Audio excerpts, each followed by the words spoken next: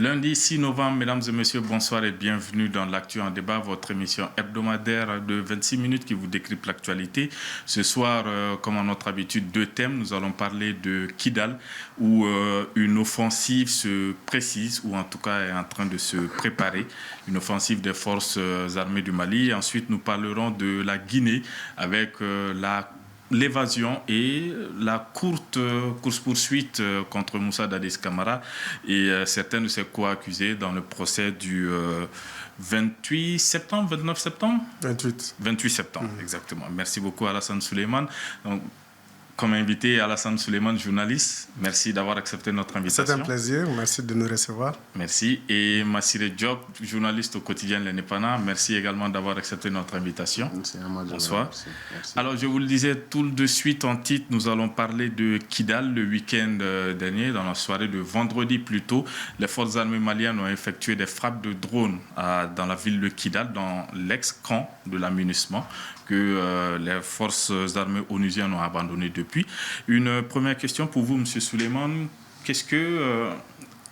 Quelle analyse faites-vous de ces frappes? Est-ce que vous pensez que c'est un prélude à une plus grande offensive militaire? Oui, il faut juste comprendre un peu l'état d'esprit des forces armées et de sécurité du Mali, et aussi l'état d'esprit du gouvernement. On est aujourd'hui dans un processus de mise en œuvre de la résolution 2690. Donc, il voudrait que la MINUSMA se retire et toutes les emprises de la MINUSMA nécessitent un cérémonial de retrait qui voudrait que les emprises, les camps soient remis à des autorités civiles du Mali. Donc, ça s'est passé plus ou moins bien sur les camps précédents qui devaient être rétrocédés. Et on a vu qu'à Kidal, le 31, la MINUSMA a précipité un peu son départ. D'ailleurs, elle a communiqué là-dessus en mettant en avant des raisons de sécurité pour son personnel et d'autres contraintes. Et donc, elle a quitté avant terme. Et donc, il n'y a pas eu ce cérémonial-là de remise. Et comme on le sait bien avant, les forces armées de sécurité avaient pris les dispositions pour être dans les alentours, pour pouvoir être au rendez-vous justement de cette rétrocession. Cette rétrocession n'a pas eu lieu et on l'a appris aussi par voie de communiqué. Les groupes armés, notamment le CSP, qui a bien dit qu'il a occupé le camp. Et il y a eu beaucoup de témoignages aussi qui disent que ces camps-là, qui ont été laissés par l'aménagement, ont été repris par ces groupes-là. Donc, il va sans dire qu'aujourd'hui, l'aménagement n'est pas là. L'armée est autour. Il faut bien que l'armée avance et cherche les voies et moyens de rentrer dans la ville et d'occuper les camps qui lui reviennent de droit. Je pense que même quand on met en avant le processus de l'accord pour la paix et la réconciliation, je pense qu'en termes de groupes armés, ce n'est pas le CSP qui est partie prenante, c'est beaucoup plus la CEMA. Et aujourd'hui, on parle moins de la CEMA que du CSP. Et je pense que c'est ce qui explique justement les frappes qui ont été faites. Et d'ailleurs, la DIRPA a communiqué là-dessus pour dire que ce sont des groupes terroristes qui ont occupé ces camps. Il fallait les mettre hors d'état de nuire. Très bien. Alors, il a fait un peu la genèse, parler du fait qu'il n'y a pas eu de cérémonial pour le camp de Kidal. Ce n'est pas une première. Ça avait déjà été le cas aussi pour le camp d'Aguelok. Je pense aussi pour le camp de Ber. L'aménagement s'était retiré plus tôt aussi. Il y avait eu des combats. L'armée avait pu reprendre possession dans le camp. Donc, ce n'est plus vraiment une surprise, mis à part le fait que Kidal, il y a une symbolique qui est là, qui est tout autour, ce qui fait que ça fait beaucoup parler. Oui, c'est certainement ce que vous avez dit, c'est certainement la symbolique, mais sinon, je ne crois pas que ça puisse être lié forcément à la résolution et tout cela. De toutes les façons, l'aménagement a un délai. Le Mali déjà avait dit que c'était sans délai, ce retrait, et le Conseil de sécurité de l'ONU a donné un délai de 6 mois qui doit arriver au plus tard le 31 décembre de ce mois. Donc avant ça, je pense que l'amusement déjà, franchement, il faut le dire, elle ne sert plus à grand-chose maintenant. De toutes les façons, il n'y a plus une autre tâche qui lui est confiée à part part s'occuper de son retrait et que ce retrait se passe dans de bonnes conditions. Donc je pense que dès l'instant où on a cela en tête, l'essentiel que le territoire, c'est un territoire malien, et si l'État estime que c'est nécessaire de passer à l'offensive pour récupérer ou bien pour réoccuper des espaces qui font partie du territoire national, je pense que dès cet instant, il n'y a plus lieu d'avoir une certaine polémique ou de s'accrocher à des résolutions hautes. C'est dans son plein droit d'exercer son autorité sur l'ensemble du territoire national. Et quelles que soient les dispositions que l'État prend pour cela. Ça peut se faire par négociation, ça peut se faire par la force, bien sûr. Donc, moi, je pense qu'à ce niveau, tout est déjà clair. Là, on a plutôt l'impression que ça va plus se faire par la force et peut-être ensuite se conclure par des négociations. Bon, là, vous savez, c'est difficile un peu de prévoir un peu de quoi l'avenir sera fait. Mais de toutes les façons, il y a des prémices. Et ces prémices, c'est quoi? Les combats, aujourd'hui, c'est un conflit ouvert qui oppose. C'est vrai que nous ne sommes plus dans le cadre d'une rébellion pour une sécession du territoire national et autres, mais nous sommes dans un autre cadre aujourd'hui. Et l'État est dans son droit, je crois, d'exercer son autorité sur l'ensemble du territoire national. Maintenant, reste à voir les moyens qui seront mis en œuvre pour cela. Et comme vous l'avez si bien dit, à voir en tout cas ce qui se passe, les moyens mobilisés pour ça, on est loin de croire que ça va se passer par la voie douce. C'est Très plutôt bien. la force. Quel pourrait être l'avenir pour l'accord pour la paix? Parce qu'on sait que la CMA est un des principaux signataires de cet accord. Il y a cette belligérance-là entre la CMA et les autorités de la transition. Mais d'un autre côté, on a vu il y a quelques jours le ministre de la Réconciliation qui a réuni d'autres acteurs du processus de paix aussi en vue de le relancer. Oui, mais écoutez, la CMA est une partie parmi tant d'autres. L'accord met en exergue un certain nombre de parties prenantes, et ces parties prenantes sont connues. C'est le gouvernement, c'est la CMA au départ, la plateforme, et après il y a eu les mouvements de l'inclusivité. Et donc quand on voit un peu le processus depuis mai 2015 et juin 2015,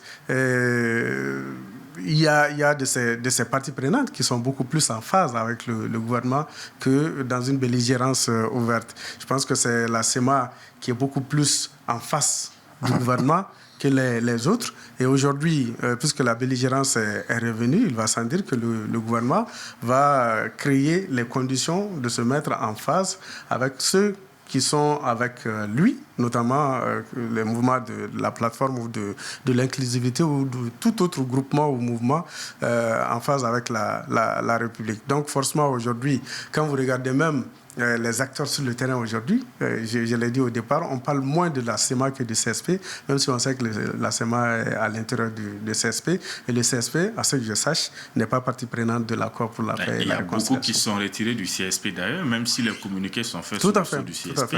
Et on voit que dans certaines communications, notamment de Moussa Ak Acharatouman, il refute le fait que ce soit le CSP qui est enclenché, en tout cas qui soit en guerre actuellement contre l'État. Alors, M. Diop, qu'est-ce que, par rapport à Kidal, est-ce que vous pensez véritablement, on sait qu'il y a un gain politique que les autorités de la transition pourraient avoir si jamais on arrive à reprendre pied à Kidal, mais on sait aussi que de l'autre côté, la CMA aussi, ils ont des attaches et des gains là-bas, donc j'imagine qu'ils vont tout faire aussi pour garder cette position-là. Oui, bon, je pense qu'on n'est plus maintenant dans ce cadre où il faut s'asseoir autour d'une même table pour parler. Le conflit, il est déjà ouvert. Le grand frère tout à l'heure parlait de l'accord, mais est-ce qu'aujourd'hui c'est encore possible de parler de l'accord? Parce que le principal concerné de l'accord, à ce que je sache, c'était la CEMA. Parce que l'État n'était pas en belligérance avec les autres mouvements de la plateforme de l'inclusivité, en tout cas. C'était avec la CEMA. Donc aujourd'hui, cet acteur n'est plus là. Il s'est retiré du dialogue. Donc, je pense que là, les moyens vont être mobilisés pour atteindre l'objectif. Il faut un nouvel accord après ça?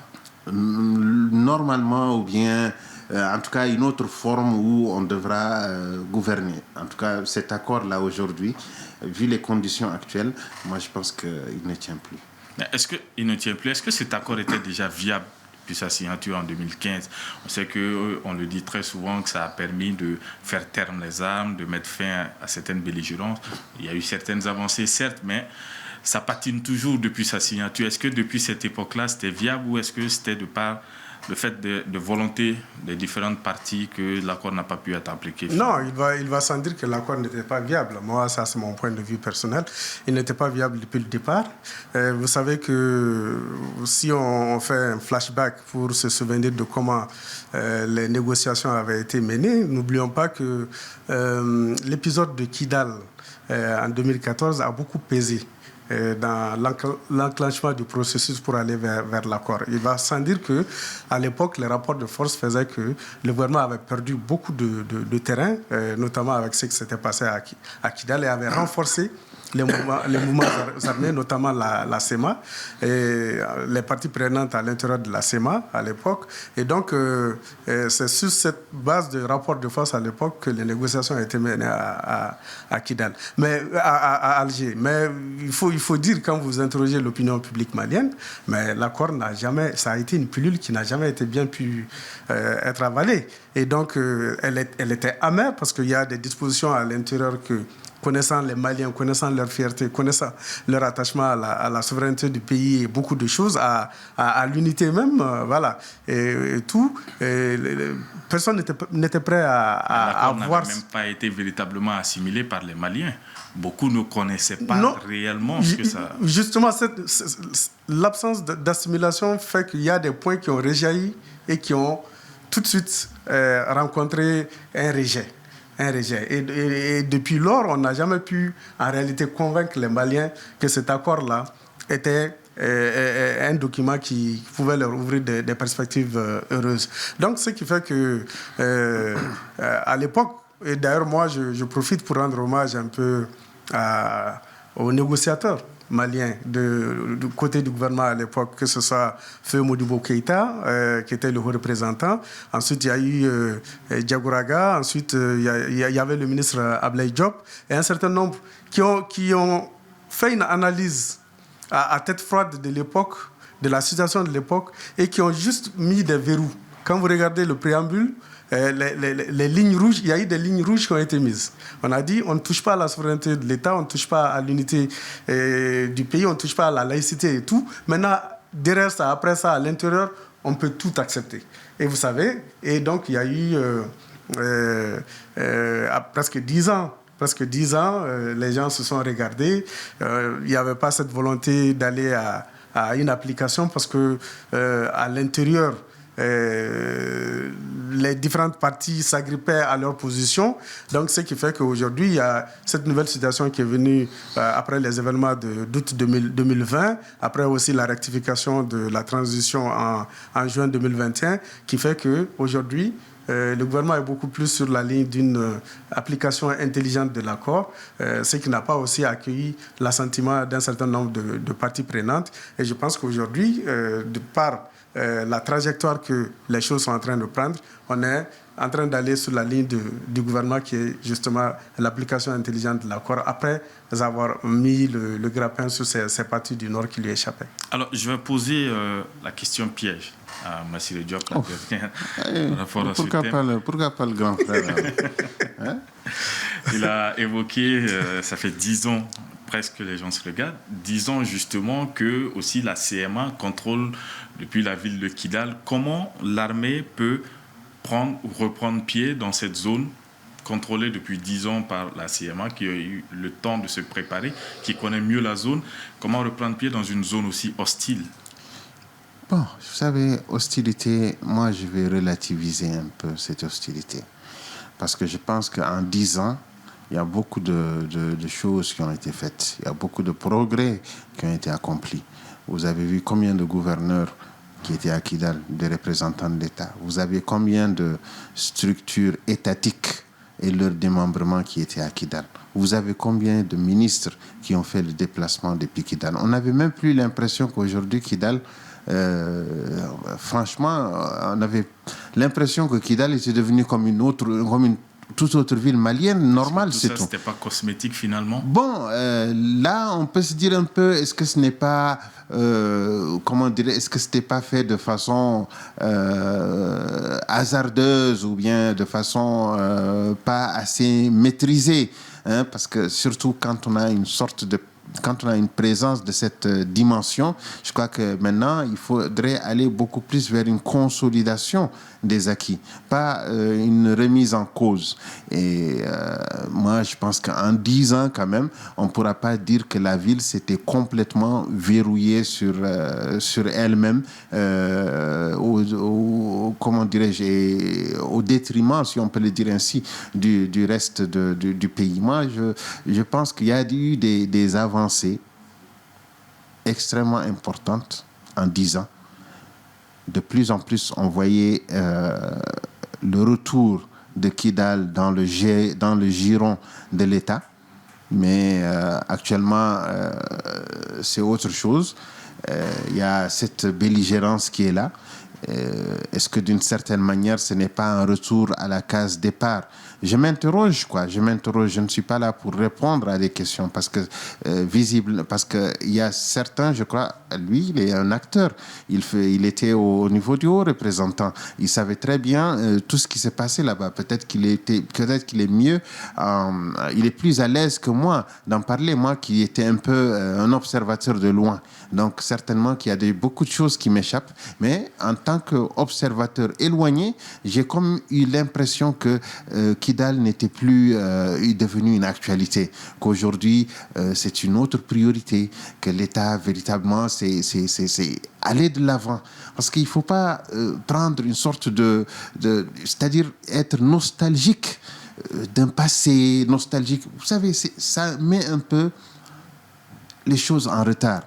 Aujourd'hui, vous avez vu, nous avons le problème de l'électricité. C'est un problème majeur. Le problème du terrorisme, c'est également un problème majeur. Le problème de la fuite des cerveaux, le problème de l'immigration clandestine, le problème de la corruption. Vous avez vu aujourd'hui qu'on est pratiquement, je veux dire, à cheval sur cette lutte-là. Donc, il y a tellement d'aspects sur lesquels, moi, je pense qu'il fallait faire des avancées là-dessus. Mais bon, là, on voit que l'actualité de Kidal est encore revenue sur la table. Est-ce que ce n'est pas une sorte de retour en arrière? Mais tout ce que j'espère, en tout cas, c'est qu'on puisse s'en sortir sans trop de dommages. Parce que les conflits, quelle que soit leur nature, quelle que soit leur raison, ce n'est jamais la solution. Et une dernière chose, un accord. Vous ne verrez jamais un accord qui va faire l'unanimité. Ce n'est pas ça l'objectif. L'État était très réfractaire vis-à-vis de cet accord, et même les mouvements signataires, la CEMA, vous avez vu, elle a pratiquement fait plus d'1 mois avant de signer. C'est avant de signer cet accord. Le gouvernement a également émis des réserves et beaucoup de mémorandums. Est-ce que vous voyez? Donc, il n'y a pas un accord qui va faire l'unanimité. Mais, comme on le dit, le diable se trouve dans les détails. Il y a ces questions, je pense, qui sont d'intérêt national et que ce sont des impératifs. Moi, je pense qu'il fallait beaucoup mettre l'accent là-dessus. Et il y a des exemples. Hein. Les exemples n'en finissent pas. Le Sénégal, il y a le problème de la Casamance, c'est depuis combien de temps? Mais est-ce que ça les empêche d'aller de l'avant? Le Maroc, oui, le Maroc, vous avez le problème du Sahara occidental. Mais il y a toujours des choses. Mais ça ne doit pas mettre tous les pays à l'arrêt à cause de ça. Le diable se trouve dans les détails, vous l'avez dit. Nous sommes à la recherche de détails, d'ailleurs, par rapport à ce qui s'est passé en Guinée le samedi 4 novembre. C'était une journée très intense. On parlait d'un commando qui a fait évader Moussa Dadis Camara, qui a dirigé la Guinée de 2008 à 2009. Et plusieurs de ses co-détenus qui sont en procès actuellement, le procès des massacres du 28 septembre, le stade du 28 septembre. Le même samedi, 3 des 4 évadés ont pu être appréhendés, selon un communiqué en tout cas des autorités guinéennes. Une première question pour vous, M. Suleiman. Évasion est le mot qui revient le plus souvent, mais selon les avocats de Moussa Dadis Camara, il a plutôt été enlevé par ce commando. Alors, vers laquelle des deux thèses vous penchez? Moi, je crois à la thèse de l'enlèvement. Parce que, effectivement, je pense que de par comment les choses sont passées, peut-être que c'était un stratagème pour pouvoir brouiller les cartes. Et que la cible de l'évasion, c'était véritablement Claude Pivi, et donc, dont le fils même est impliqué dans l'opération, et qu'il fallait prendre les autres comme des appâts, des boucliers justement, ou des éléments de diversion, voilà, pour pouvoir brouiller les pistes. Et d'ailleurs, la preuve, c'est qu'aujourd'hui, c'est Pivi qui n'est pas retrouvé. Donc, moi, je vois mal Dadis, connaissant un peu son état d'esprit depuis qu'il a fait le coup d'État jusqu'à son exil au Burkina. C'est lui-même qui a insisté pour revenir au pays, pour revenir répondre à la justice. Je ne vois pas qu'est-ce qu'il tirera d'une tentative d'évasion. Mais vu la tournure du procès, peut-être qu'il regrettait un peu son choix de revenir dans le pays, parce que beaucoup l'ont accusé de manière frontale quand même. Oui, bien sûr. Bon, il y a ça, mais je pense que ça pèse peu pour une tentative d'évasion. Moi, je crois beaucoup plus à la thèse de l'enlèvement. Est-ce que vous partagez cet avis, M. Diop? Oui, je partage cet avis. La thèse de l'enlèvement aussi? Oui, parce que je pense qu'il faut quand même se dire certaines choses. Hein. Il avait quel intérêt? Parce que c'est toujours comme ça que lorsque des événements se passent. Il faut toujours se poser cette question. À qui profite le crime? C'est toujours de cette... À qui profite? Et aujourd'hui, on voit que le plus grand gagnant, c'est lui en tout cas qui a tiré son épingle du jeu, c'est puis. Donc, je crois que c'est là où on devrait quand même beaucoup plus orienter la réflexion. Mais Dadis, comme il l'a dit, hein, c'était presque une reddition. Ouais. Voilà, c'était presque une reddition. Et donc, il a accepté son sort. Il savait ce qu'il attendait en revenant. Et il a pris le risque de revenir malgré tout. Un procès, tu ne peux pas vendre... c'est-à-dire, tu ne peux pas mettre la charrue avant les bœufs. On ne vend pas la peau de l'ours avant de l'avoir abattu en matière de procès. On ne sait pas véritablement quelles sont les issues, quelles sont les implications. Il y a beaucoup de choses, beaucoup de questions à se poser. Et moi, je pense que là, quand même, ça ressemble beaucoup plus à un enlèvement qu'une tentative d'évasion. Mais on espère en tout cas, comme ils disent que c'est une enquête qui a été ouverte, que l'enquête nous permettra d'en savoir davantage. Mais de toute façon, on peut dire que ça l'enfonce encore un peu plus. Déjà que la situation n'était pas très, très reluisante pour lui, une enquête a été ouverte, vous l'avez dit, et il y a de nouveaux chefs qui pèsent contre lui et ses co-accusés maintenant, notamment détention d'armes lourdes pour assassinat aussi de membres de forces de sécurité. Le procureur a évoqué 8 morts déjà dans cette évasion-là. Oui, bon, vous savez, dès l'instant où il a mis les pieds en Guinée, dès ce moment, à ce moment, tout peut être fait. Ils étaient dans un procès déjà. C'était le procès du 28 septembre. Mais c'était un chef d'État. Il a géré le pays. Donc certainement qu'il y a d'autres choses qu'on peut également lui reprocher. Pas seulement que le 28 septembre. C'est injusticiable. Après tout, il n'est plus chef d'État. Donc dès cet instant, moi je crois que psychologiquement, il doit être déjà prêt à s'attendre à tout. Et moi je pense qu'il faut aller au-delà même des événements du 28 septembre. C'est quand même quelqu'un qui a eu à gérer le pays. Et même si on arrive complètement à terminer avec l'histoire du 28 septembre, sûrement qu'une autre page également va s'ouvrir. Donc déjà, rien qu'en sachant tout cela, à mon avis, c'est-à-dire il n'a plus beaucoup de cartes en main aujourd'hui. Et il veut vraiment voir s'il a eu des erreurs par rapport à sa gestion ou pas. Mais concrètement, M. Suleiman, est-ce que ce qui s'est passé le samedi 4 novembre ne va pas retarder la manifestation de la vérité pour le procès qui est toujours en cours et qui pourrait basculer, en tout cas les débats qui pourraient basculer sur cette évasion, cet enlèvement retarder la manifestation de la vérité sur le procès en lui-même. Mais moi, je pense que plutôt que de s'interroger sur le procès, je pense que ces événements risquent même d'occulter le procès. Ces événements posent un véritable problème de sécurité nationale et de sécurité intérieure pour les autorités actuelles en place en Guinée. Quand vous regardez un peu, je pense que la prison est dans la presqu'île de Kaloum. Si vous connaissez bien Conakry et Dakar, c'est presque la même configuration. C'est des presqu'îles où il n'y a qu'une seule grande entrée et qu'un commando puisse arriver à faire irruption dans une prison où sont gardés des prisonniers de marque, comme un ancien chef d'État, ses anciens collaborateurs et tout ça, et faire évader des prisonniers, jusqu'à ce qu'un prisonnier, et pas n'importe lequel, ne soit pas retrouvé, ça pose beaucoup plus un problème de sécurité à l'État de Guinée qui doit commencer, notamment le régime actuel, à s'interroger sur réellement quelles sont ses capacités à garder l'œil sur lui-même et à sécuriser les Guinéens. Et d'ailleurs, ça amène des affaires dans les affaires. Parce que les avocats de Dadis disent qu'ils vont porter plainte. Ils vont porter plainte parce que leurs clients n'ont pas été protégés.